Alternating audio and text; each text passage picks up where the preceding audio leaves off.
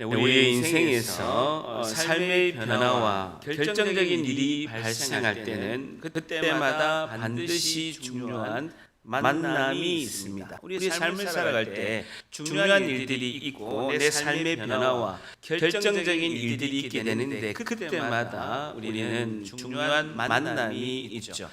제 이야기를 드리자면 저에게는 중요한 세 만남이 있었습니다. 첫 번째 누구겠습니까? 하영숙과의 만남입니다. 1990년 8월 8일 날 부산의 남포동 유나백화점 1층의 유나커피타운에서 만났습니다. 4대4 4명, 남자 4명, 여자 4명 이렇게 미팅을 하게 됐는데 제일 예뻤어요.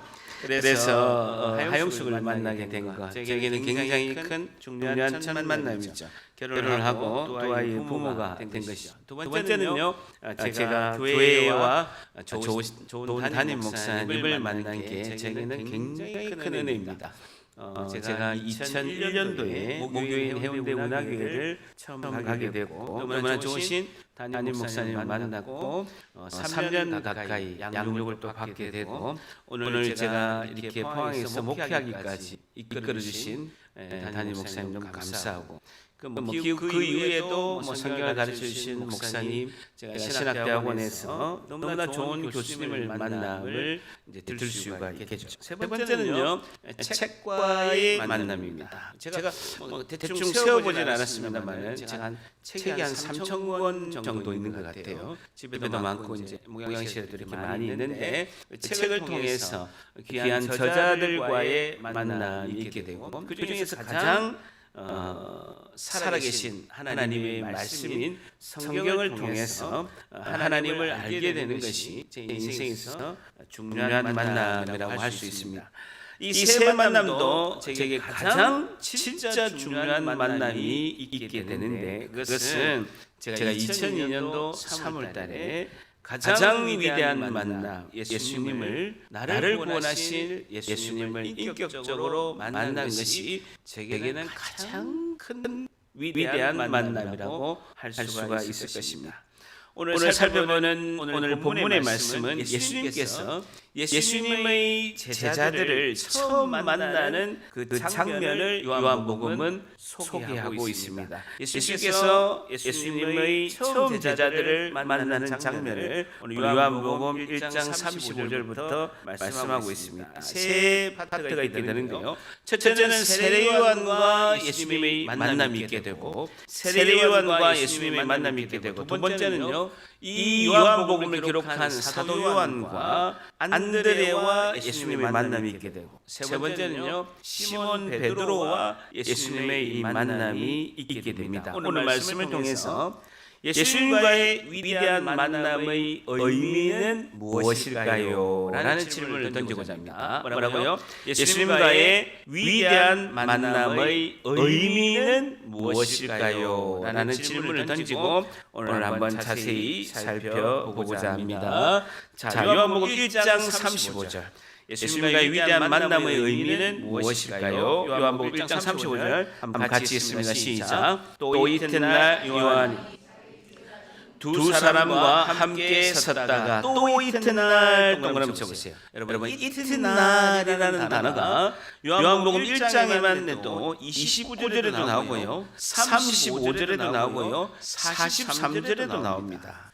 이 이튿날이라는 단어가 1장에만 해도 3번 나오게 됩니다. 왜 이렇게 사도 요한은 의도적으로 이튿날, 특히 35절에는요 또 이튿날이라는 말씀을 하고 있습니다. 왜 그랬을까요? 하나님의 위대한 역사가 엄청난 일이 오늘 우리가 자고 일어나서 밥 먹고 청소하고 빨래하고 직장 가고 학생들은 학교 가고 공부하고 요리하는 그 일상 가운데 하나님의 위대한 역사와 엄청난 일이 일어나고 있다라는 단어가 이튿날이라는 것입니다. 여러분 하나님이 위대하고 엄청난 역사적인 일은 저 바깥의 바닷가에서 태평양에서 저 멀리 1000km 위에 상공에서 일어난 것이 아니라 우리가 오늘 자고 일어나고 밥 먹고 청소하고 빨래하고 그리고 직장 가고 학교에서 공부하고 요리하고 하는 그 일상 안에서 일어나고 있다라는 것을 말씀하기 위해서 이튿날이라고 하고 있습니다. 자, 그러면서 자기 제자 중 두 사람 보세요.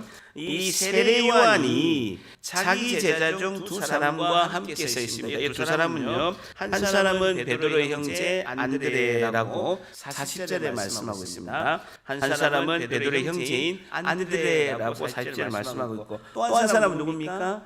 이 요한복음의 저자인 사도 요한을 말하고 있습니다. 자신의 쓴 복음서에서는 이름을 밝히지 않지만 본인 사도 요한을 말씀하고 있죠. 두 명이 누구라고요? 사도 요한과 안드레를 말씀하고 있다라는 것입니다. 자, 그러면서 30절에 예수께서 건의심을 보고 말하되, 보세요. 보라, 하나님의 어린 양이로다라고 예수님이 건의시는 걸 보고 세례 요한이 두 제자에게 보라, 하나님의 어린 양이로다. 어린 양 동그라미 쳐보세요. 하나님의 어린 양이라는 거죠. 예수님이 죄값을 대신 치르시는 그 속죄의 양이 되심을 말씀하고 있다는 겁니다. 예수님이 죄값을 대신 치르시는 속죄의 양이 되심을 말씀하고 있다는 것입니다. 여러분, 우리는 양의 개념을 잘 이렇게 피부로 와닿지 않는데요. 그 당시에 성전에서 늘 제사를 지내는 이스라엘 백성들은요, 양의 개념을 너무나 잘 알고 있다는 것입니다. 이스라엘 백성에서는 양이 뭡니까? 여러분, 자기가 죄를 지으면 이 죄를 지은 것에 대해서 하나님의 성전에 가서 이 죄를 지은 것에 대해서 제사를 지내게 돼 있는데, 어떻게 지냅니까? 자기의 죄를 그 흠이 없고 결이 아무것도 없는 아주 깨끗한 양에다가 자기가 두 손을 들어서 자기의 죄를 양에다가 죄를 전가를 시킵니다. 옮기는 거죠.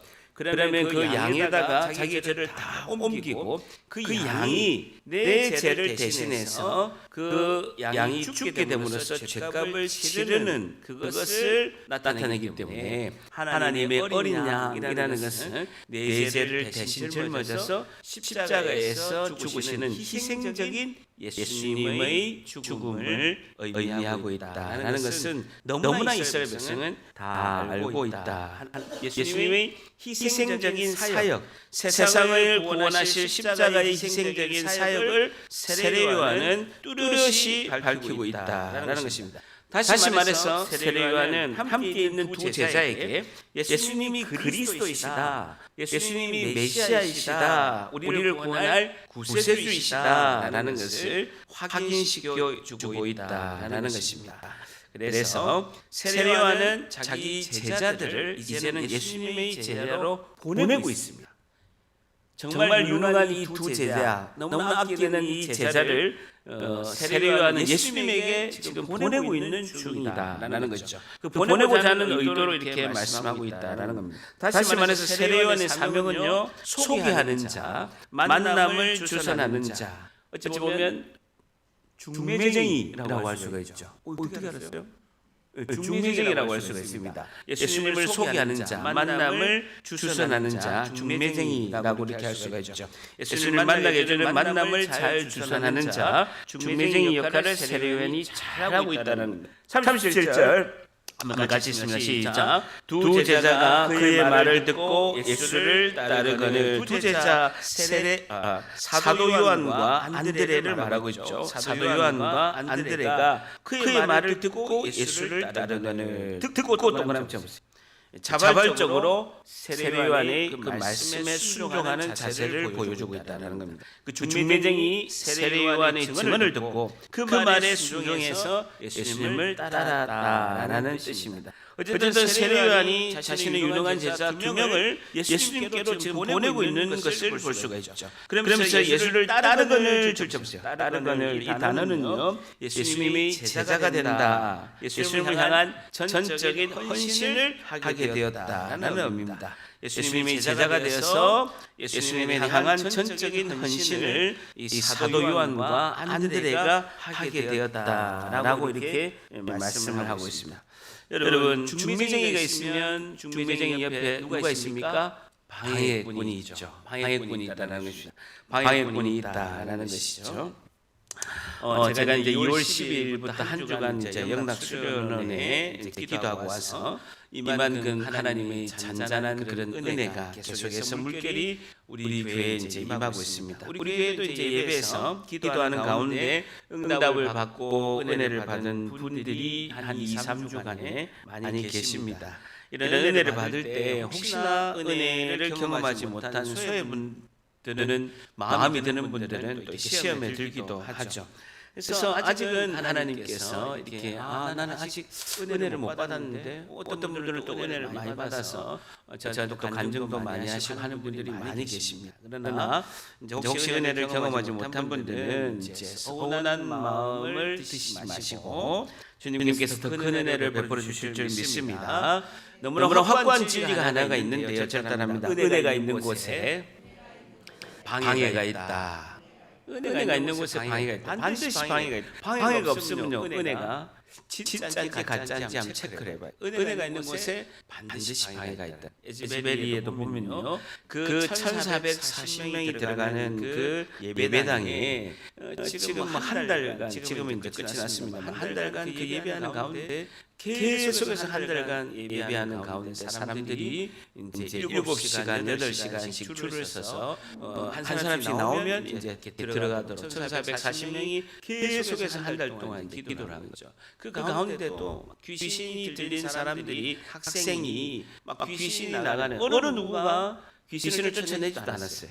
성령의 은혜가 너무나 충만하니까 귀신 들린 학생이 있었는데 자연스럽게 귀신이 나가는 거예요. 누구도 그 귀신을 쫓아내는 축사 사역을 한 것도 아니고 아무것도 안 했는데도 굉장히 강한 성령의 역사 속에서 이제 악한 영들이 나가는 그런 역사들이 일어나고 있었죠. 어쨌든 은혜가 있는 곳에 방해가 있다라는 겁니다. 예수님과 만나는 그 은혜는 그 중매쟁이 같은 그런 세례요한도 있지만 방해자가 있다라는 것이죠. 중매쟁이는 뭡니까? 은혜를 잘 받을 수 있도록 옆에서 인도하고 격려하고 지지하고 또 이렇게 중보기도를 해주는 사람을 중매쟁이라고 이렇게 할 수가 있죠. 자, 그런데 은혜를 베푸는 예수님을 만나는데 방해자, 시험을 들게 하는 자가 있다라는 거예요. 누굽니까? 다시요. 은혜를 베푸는 지금도 보면 세례요한이 이제 2명의 제자를 예수님께 보내게 되게 돼 있고 그런 이제 중매쟁이 역할을 하는 상황이 이렇게 있게 되고 우리도 이제 기도하기 위해서 또 이렇게 새신을 작정하기 위해서 이렇게 또 이름을 쓰고 막 기도도 하고 교회도 데려오기도 하고 전도도 하고 이렇게 하게 돼 있습니다. 그런데 이렇게 막 우리 교회가 지금 은혜 때 있을 때에 방해가 있게 되고 시험이 들게 돼 있는데 방해하는 사람, 시험 들게 하는 사람이 누구냐는 거예요. 저만 쳐다보면 저라고 또 생각할 수 있습니다. 누구냐는 거예요. 다 저만 쳐다보시면 접니까? 세 명이 있습니다. 3명. 첫째는 누구냐면요. 나의 감정입니다. 쓰세요. 나의 감정. 나의 감정이 은혜를 방해한다라는 것이죠. 기도하려면 생각나는 뭐 이렇게 미워하는 마음이 들기도 하고 나를 힘들게 하는 것이 자꾸 생각나는 것이 나의 감정이죠. 그렇게 하면요 기도의 문이 막힙니다. 그래서 기도가 안 되는 거예요. 기도가.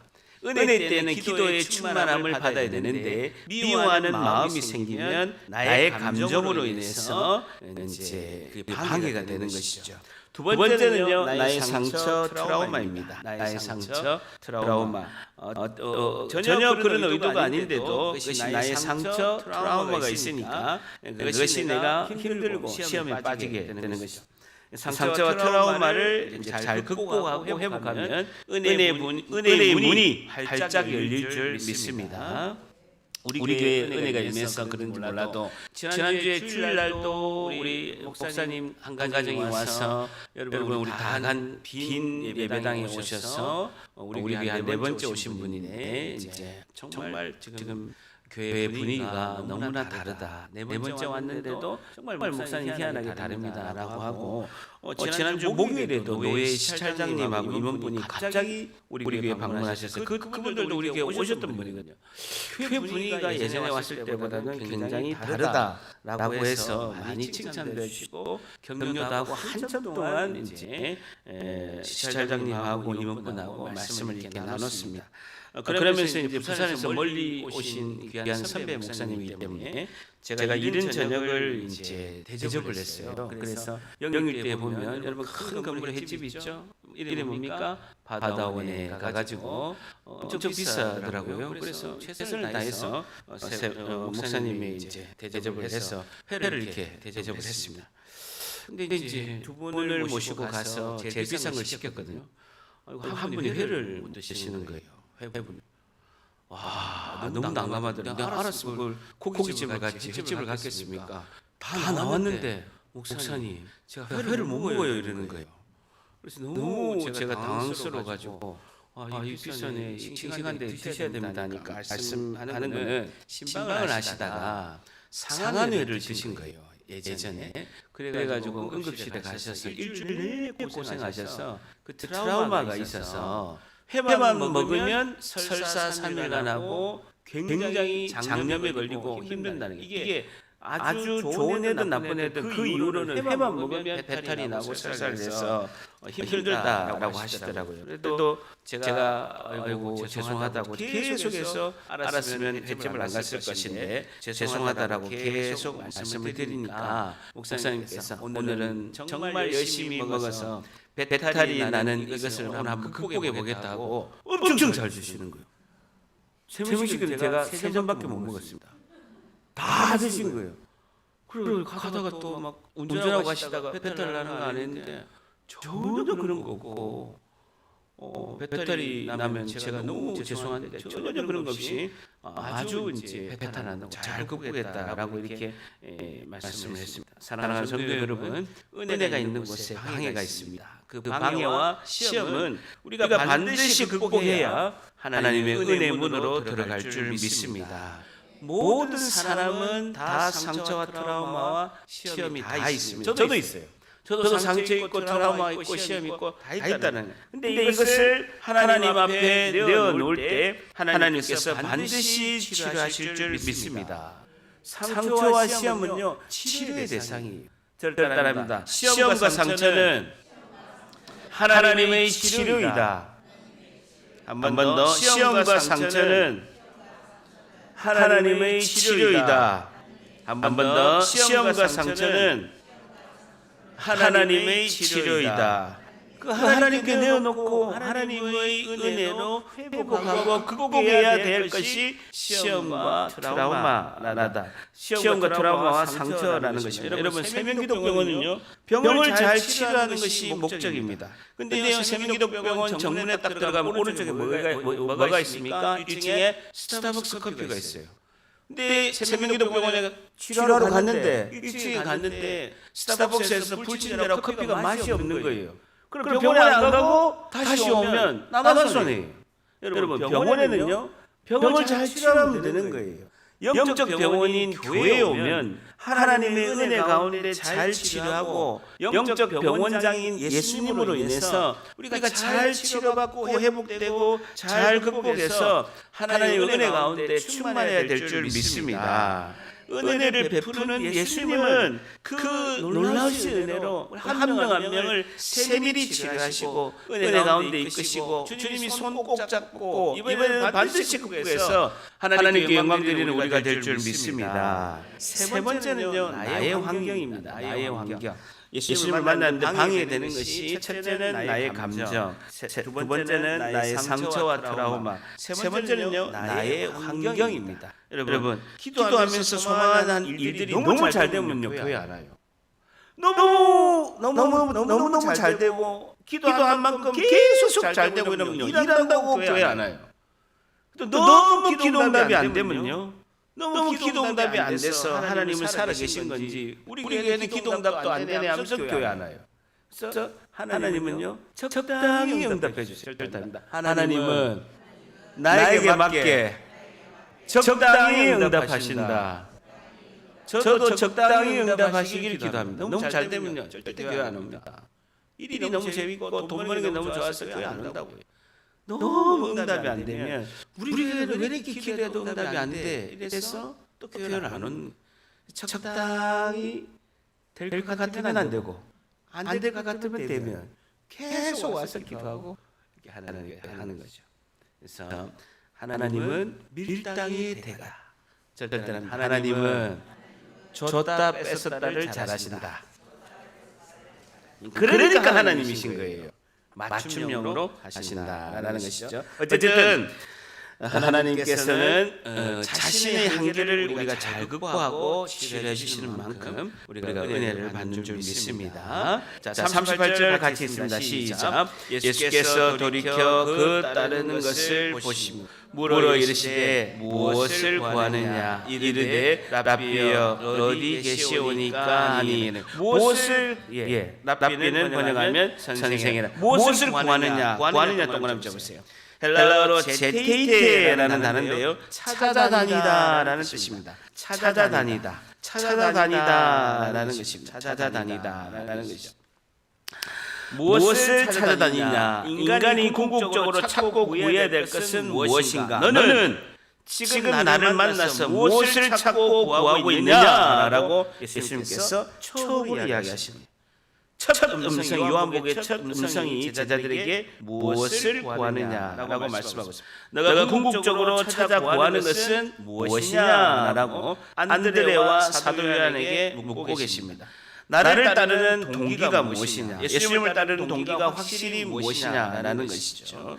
세상 사람들이 생각하는 것처럼 세상의 성공과 돈을 많이 버는 것 아니면 정치적인 권력을 위해서 나를 찾아왔느냐라고 묻고 계시는 겁니다. 이 질문은 예수님도 우리에게 동일하게 하고 계십니다. 우리가 예수님을 믿고 따르는 것이 처음에는 목적이 있어서 교회로 옵니다. 저도 그랬어요. 인생의 허무함과 너무나 힘들어서 예수님 이 정말 인생의 위기를 벗어나기 위해서 인생의 목적을 찾기 위해서 목적을 가지고 예수님을 오게 된 것이 오늘 5분 영상 보셨죠? 표인봉이라는 개그맨이 목사가 되었는데 화려했습니다. 정말 화려했는데 자기가 그 개그맨을 그리고 SM의 그 자회사의 대표이사를 그 수석 프로듀서를 내려놓고 오게 된 것은 목사가 된 것은 그 이제 본인이 삶을 살 때 시속 300km, 500km 달려보니까 인생의 허무함을 느낀 것이죠. 그러니까 그래서 이제 예수님을 만나서 목사까지 있게 됐는데요. 5분 영상에서도 보았듯이 내가 도전하고 성취하는 것을 위해서 아빠의 직장과 사업의 번창을 위해서 육체적인 건강을 위해서 자녀의 학업을 위해서 형통을 위해서 예수님을 처음에는 찾습니다. 그러나 도전의 성공이 되거나 아니면 때로는 어려움과 고통이 올지라도 그것으로 인해서 하나님을 바라보았다면 그것이 진짜 형통인 줄 믿습니다. 어떤 경우에도 어떤 상황에도 성공과 성취가 되나 아니면 고통과 어려움이 되나 하나님을 바라보기 시작했다면 그것이 진짜 형통이라는 것이죠. 그래서 우리가 구해야 될 것은 찾아야 될 것은 우리가 구원이고 무엇을 팔아서라도 사야 할 것은 예수님 한 분인 줄 믿습니다. 다 같이 따릅니다. 예수 내 구주, 하나님은 우리 아버지. 자, 본문을 한번 더 보세요. 38절에 보게 되면 이르되 라비요 이제 아랍어로 선생님이라는 이제 뜻인데 나의 존경하는 분 선생님의 뜻을 가지고 있죠. 그런데요, 라비요 어디 계시오니까 오늘 핵심의 문장은요 어디 계시오니까라고 이야기하고 있습니다.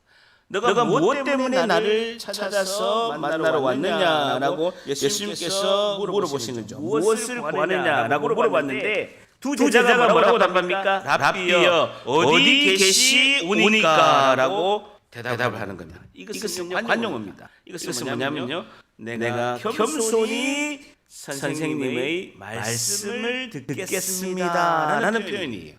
유대인들은 라비여 어디 계시오니까라고 관용어로 이야기하는데 이 뜻은 뭐냐면요, 선생님 존경하고 겸손히 말씀을 듣겠습니다라고 표현하는 거예요.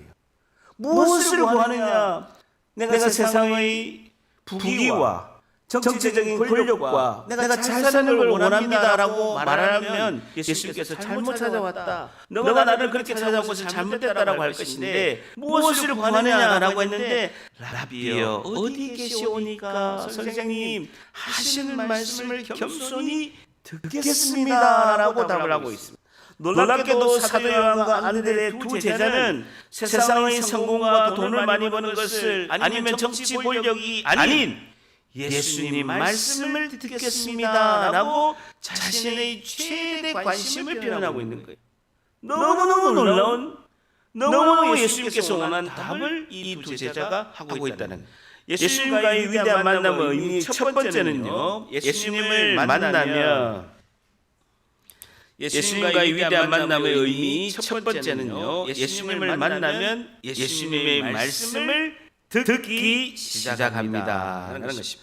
예수님을 만나면 예수님의 말씀을 듣기 시작합니다 라는 것입니다. 예수님과의 위대한 만남의 의미는 무엇일까요? 첫 번째, 예수님을 만나면 예수님의 말씀을 듣기 시작합니다 라는 것입니다. 예수님이 말씀하신 그 말씀, 기록된 성경 말씀을 우리가 늘 읽고 듣고 배워야 한다는 것이죠. 가장 복된 사람은요, 예수님을 만나서 예수님이 진리의 말씀을 듣는 자인 줄 믿습니다. 자, 그래서 예수님은 예수님의 말씀을 듣고자 하는 이 두 제자를 오라고 하십니다. 39절 한번 같이 있습니다. 시작. 예수께서 이르시되 와서 보라. 그들이 가서 계신 데를 보고 그날 함께 거하니 때가 10시쯤 되었더라. 와서 보라. 와서 또 그럽니다. 예수님이 초청하는 거예요. 초대하는 거예요. 예수님이 계신 곳으로 오라라고 이렇게 예수님이 초청하시는 거죠. 초청하는 거예요. 와서 보라라는 것이죠. 말씀을 들으라라는 것입니다. 제자들이 궁극적으로 추구하는 것, 너희들이 원하는 것, 나의 말씀을 들으라. 그리하면 믿음으로 너희들이 구원의 은혜를 받을 것이다 라고 예수님께서 초대하시고 구원의 은혜를 베푸시는 예수님이 초청. 예수님이 초청하시면 우리에게 주시는 건 뭐예요? 구원의 은혜. 보라라는 건 뭡니까? 내 말씀을 들어서 들음으로 말미암아 믿음으로 구원을 받으니까 내 말을 들으라. 그래서 믿음으로 너희들이 구원을 받아라 라고 예수님께서 말씀하신 겁니다. 그런데 그들이 가서 계신 것을 보니 이것은 예수님이 세례를 받은 베다니 근처로 이렇게 가게 돼서 봤는데 그날 함께 거하니 때가 10시쯤 되었더라. 로마시의 10시, 오전 10시를 말하고 있습니다. 사도 요한은 예수님을 처음 만나서 예수님의 말씀을 들은 그 시간을 사도 요한은 오전 10시를 정확하게 기억하고 있는 것이죠. 세월이 굉장히 오래됐는데도 예수님을 처음 만나서 첫 말씀을 듣는 것을 오전 10시임을 정확하게 기억하고 있다라는 것입니다. 자, 그러면서 40절에 요한의 말을 듣고 예수를 따르는 두 사람 중에 하나는 시몬 베드로의 형제, 줄쳐보세요. 시몬 베드로, 예수님의 수제자 시몬 베드로의 형제 안드레라라고 말씀하고 있습니다. 예수님의 말씀을 들은 사람은 안드레하고 이 책을 기록한 사도 요한이다라는 것입니다. 그러면서 이 두 제자는요, 그 예수님의 말씀을 듣는데 그치지 않고 가장 가까운 사람에게 예수님을 같이 소개하고자 만나러 가는 것입니다. 자, 41절 같이 있습니다. 안드레와 사도 요한은요, 가장 가까운 사람에게 이 소식을 전하기 위해서 만나러 가는 것이죠. 41절 같이 있습니다. 시작. 그가 먼저 자기 형제 시몬을 우리가 메시아를 만났다 하고, 메시아는 번역하면 그리스도. 우리가 메시아를 만났다. 우리가 찾던 메시아 앞에 찾던 메시아를 만났다라는 겁니다. 우리가 조상 대대로 그토록 기다렸던, 우리가 갈망하던 그 메시아를 만났다. 메시아 동그라미. 이게 그리스도라는 거예요. 구약에서는 히브리어로 메시아, 신약에서는 그리스도, 기름 부음을 받은 자라는 겁니다. 어떤 기름 부음을 받았습니까? 여러분, 기름 부음을 받은 자는 세 명이거든요. 왕, 그리고 제사장, 선지자라는 것이죠.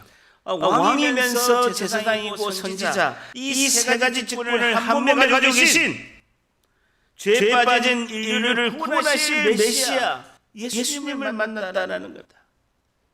그분은 왕이시고, 그분은 제사장이시고 선지자이시면서 죄에 빠진 인류를 하나님께로 인도하실 자다, 우리를 구원하실 자다라고 그가 알리는 거죠. 안드레가 자기 형제 시몬 베드로에게 알리는 것을 볼 수가 있습니다. 안드레가 예수님을 만나고 나서 제일 먼저 자신의 형제 시몬을 데리고 예수님께로 가고 있습니다. 왜 그랬을까요? 왜냐하면 시몬 베드로도 안드레와 똑같은 고민을 하고 있어요. 똑같은 고민을 하고 있다는 거예요. 돈을 벌어도 베드로가 굉장한 부자였어요, 여러분. 배도 있고 그물도 있고 그 당시에 굉장히 업으로서 큰 사업을 하고 있었습니다. 그런데 돈을 벌어도 사업을 해도 만족하지 못하고, 그리고 남들이 부러워하는 것을 많이 가져도 결국은 공허함 속에 있어서 자신의 이 공허함을 생각하고 있었던, 그리고 오랫동안 심리 속에서 우리를 구원하실 그 메시아를 기다리고 있었는데 그 메시아를 찾았다라고 그 베드로의 형제 안드레가 이야기를 하고 있습니다. 여러분, 우리의 마음에는요 하나님만 채우는 공간이 있어요. 우리 마음 안에는 하나님만 채워질 수 있는 공간이 있다고. 그곳에는요 하나님만 채워야 되는 거예요. 하나님을 채우지 못하면 가짜를 넣는 거예요. 가짜. 중독으로 채우고, 종교로 채우고, 소유로 채우고, 집착으로 채우는 가짜를 막 아무리 채워봐도 중독과 소유와 집착과 종교로 막 채워봐야 더욱더 영적으로 목마릅니다. 영적으로 목마른다는, 그리고 허무함이 밀려오게 된다는. 사람은요 예수님을 만나기 전에는 영원히 방황할 수밖에 없어요. 그런 존재가 사람이라는 것입니다. 우리도 하나님만으로 채워야 될 이 마음의 공간에 하나님으로 채워지고 은혜를 경험하고 생수의 강물을 먹고 목마름이 해결되고 회복되면 하나님의 놀라우신 은혜 안에 다 들어갈 줄 믿습니다. 그 생각이 나는 사람을 자신이 예수님께로 데려오고 있죠. 이것이 전도이고 선교이죠. 우리도 아까 카드 이렇게 보여드렸죠. 생각나는, 오늘 예배 마치면요 분명히 생각나는 사람이 있습니다. 가족도 있고 이웃도 있고 우리 같이 늘 보는 분, 생각나는 분이 있습니다. 적어서 우리가 이렇게 기도를 해야 되는 거죠. 자, 그러면서요 42절 줄쳐 보세요. 데리고 예수께로 오니. 예수님을 만나니까 제일 첫 번째 뭡니까? 아이고 우리 형제 시몬 데려와야 되겠다, 베드로 데려와야 되겠다 하고 데리고 오는 거예요. 데리고 예수께로 오니. 안드레가 자신의 형제 베드로를 데리고 예수님께로 제일 먼저 오게 됩니다. 이것이 전도이고 선교이라는 거예요. 나중에 예수님의 수제자가 된 이 베드로는요 자신의 형제 안드레를 통해서 예수님을 만난 거예요. 그 훌륭한 베드로도 자신의 형제 안드레가 예수님께 데려가서 예수님을 만나게 된 것입니다. 예수님을 진정으로 만나고 예수님 말씀을 우리가 알게 되고 들은 자는 나에게 선교의 삶이 시작되는 줄을 믿습니다. 예수님과의 위대한 만남의 의미는 무엇일까요? 두 번째, 예수님을 만나면 선교의 삶이 시작됩니다라는 것이죠. 우리가 예수님을 만나면요 선교의 삶이 시작됩니다라는. 제가 예수님을 만나서 너무 뜨거워가지고 매일 노방전도를 가는 거예요. 매일 노방전도를 가는. 현장에 가서도 점심시간 되면요 계속 현장 주변에 돌면서 노방전도하는 거예요. 부목사 때도 제가 운하교에 있을 때 2년 내내 매일 애들 학교하는 시간 3시 가가지고 초등학교 앞에서 매일 전도하는 거예요. 막 그러면 막 전도지 버리고 침 뱉고 욕하고 막 항상 그때 일어나서 담배 사러 가는 나이트클럽 관리자가 있었거든요. 제가 좋은 말을 써야 되죠. 나이트클럽 관리자. 걔는 한 30대 초반인데 항상 자전거를 타고 그 3시쯤에 끼어서 깨지지한 모습으로 담배를 사러 항상 그 좌산 초등학교 앞을 지나가요. 제가 항상 양복을 입고 전도하잖아요. 항상 저에게 욕을 하고 침을 뱉대요. 항상. 제가 나중에는 하도 그러니까 친하게 돼가지고 잠깐 있어 보시라고. 그렇게 그동안에 침 뱉고 저한테 욕했는데 왜 그러냐. 그냥 재미있어서 그래 했대요. 제가 복음을 전했습니다. 예수님 꼭 믿으시라고. 저도 지금 저 앞에 있는 분하고 똑같은 삶을 살았다고. 지금 목사지만 저도 예전에 한가락 했다고 그 이야기를 했죠. 그래서 예수님 전하고 영적 기도는 안 하시더라고요. 그래 했었는데 하여튼 정말 핍박도 많이 받고 하지만 정말 이 내가 받은 은혜를 전하지 않으면 견딜 수가 없는 거예요.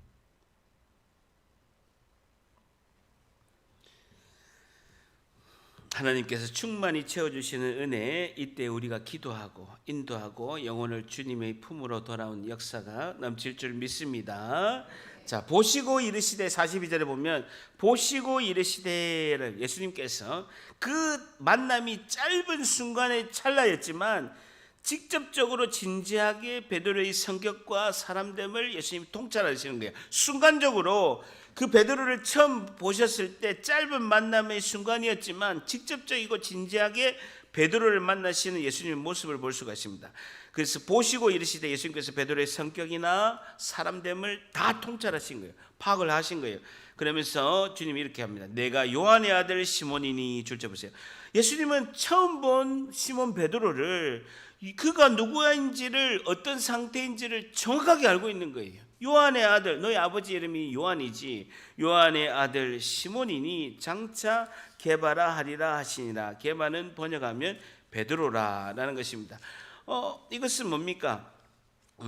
요한의 아들에서 나중에는 어떻게 됩니까? 하나님의 자녀로 변하게 돼 있죠. 그리고 시몬이라는 이름이 원래는 시몬밖에 없었어요. 베드로가 시몬이었는데 이름을 게바라고 했다. 게바, 베드로라라고 이렇게 하게 됐죠. 시몬이란 시몬 동그라미 치시면 시몬은 누굽니까? 야고보의 둘째 아들입니다. 시므온과 같은 이름인데요. 시몬과 같은 이름인데 야고보의 둘째 아들인데 이 시몬은요 굉장히 과격하고 성격이 급해요. 굉장히 과격하고 성격이 급한 인물인데 변화되기 이전에 시몬 베드로도 충동적이고 성격이 급한 자였다라는 것입니다. 그래서 한 곳에 정착하지 못하고 베드로는 시몬은 한 곳에 정착하지 못하고 여기저기 떠돌아다니고 해안가에 그 작은 조약돌과 같이 작은 돌이었던 거. 파도 치면 또르륵 굴러가고 또 파도 치면 또르륵 굴러가는 그런 작은 조약돌과 같은 자가 시몬이었다는 거예요. 근데 예수님께서 이름을 뭐라고 합니까? 게바라고 했다는 거예요. 베드로라 했다. 뜻이 뭐예요? 반석이라는 거예요. 견고한 바위라는 겁니다. 여러분, 건물을 지지할 정도로 주춧돌이 될 수 있을 정도로 큰 바위 덩어리, 태풍이 불고 홍수가 나도 움직이지 않는 견고한 바위 게바 베드로라고 이름을 바뀌게 됐다라는 것이죠. 이건 무엇을 의미하고 있습니까? 요한의 아들에서 하나님의 자녀로, 시몬에서 조약돌과 같은 그런 충동적이고 성격이 급한 시몬에서 반석, 견고한 바위가 되는 게바로 변화가 될 것을 말씀하신다는 거예요. 자, 예수님과의 위대한 만남의 의미는 무엇일까요? 마지막 세 번째는요, 예수님을 만나면 위대한 변화가 시작됩니다 라는 것이죠. 예수님을 만나면 위대한 변화가 시작됩니다 라는 것입니다. 예수님을 만나면 위대한 변화가 시작됩니다. 예수님 만나면 예수님의 말씀을 듣기 시작하고요. 예수님을 만나면 선교의 삶이 시작되고, 예수님을 만나면 요한의 아들에서 하나님의 자녀로, 조약돌과 같은 시몬에서 반석이고 그리고 견고한 바위인 게바 베드로로 바뀌게 된다라는 것입니다.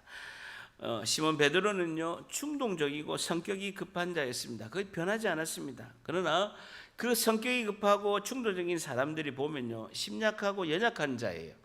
그래서 예수님을 3번 부인하고 새벽에 닭이 울면, 예수님이 십자가 못 박히신 이후에 새벽에 닭만 울면 그 닭 우는 소리만 들어도 굉장히 눈물을 흘리면서 자기가 자책했습니다. 나 같은 놈이 예수님의 제자인가? 예수님을 3년 동안 따라다니면서 내가 예수님을 3번이나 부인한 자다라고 자책하고 굉장히 심한 트라우마에 있었던 것이 베드로였습니다. 근데 그가 초대교회의 반석과 같은 기초를 놓는 위대한 기독교의 지도자가 되었던 것이에요. 그것은 부활하신 예수님을 만나고 오순절에 성령이 임하고 복음의 능력인 줄 믿습니다.